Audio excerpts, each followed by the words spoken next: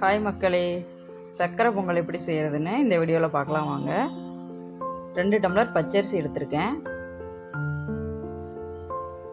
இது கூட ஒரு 3/4 டம்ளர் பாசிப்பருப்பு எடுத்திருக்கேன்.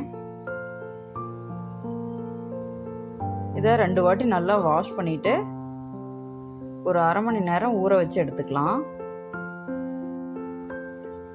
இதில் 5 டம்ளர் தண்ணி, 1 டம்ளர் பால் சேர்த்துக்கோங்க.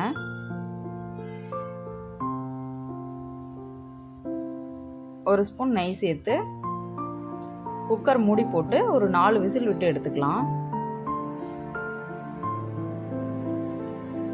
அதுக்குள்ள நம்ம வெல்லத்தை கரைச்சி எடுத்துக்கலாம்.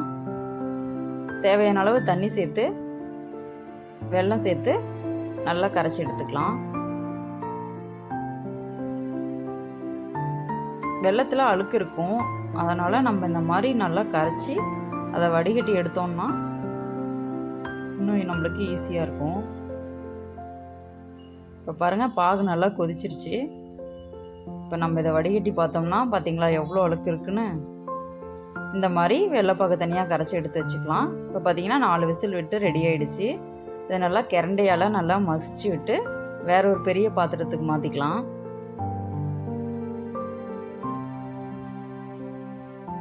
இது கூட வெள்ளைப்பாகு சேர்த்துக்கலாம். வெள்ளைப்பாகு சேர்த்து நல்லா கலந்து விட்டுக்கணும்.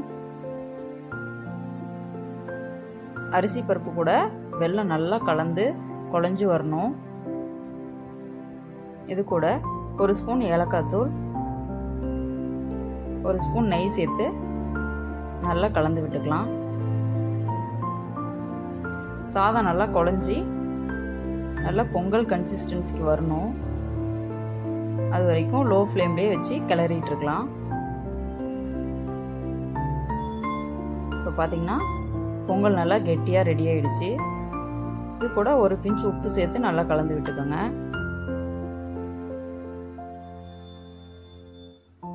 ஒரு சின்ன பேனில் 2 ஸ்பூன் நெய் விட்டு நெய் உருகி வந்ததும் முந்திரி சேர்த்துக்கோங்க. முந்திரி லைட்டாக கலர் மாதிரி வந்ததும் திராட்சை சேர்த்துக்கோங்க.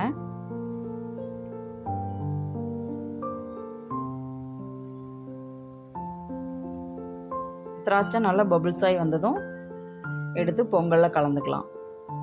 அவ்வளோதாங்க, ரொம்ப டேஸ்டியான சர்க்கரை பொங்கல் ரெடி. எடுத்து பரிமாறலாம். தேங்க்ஸ் ஃபார் வாட்சிங்.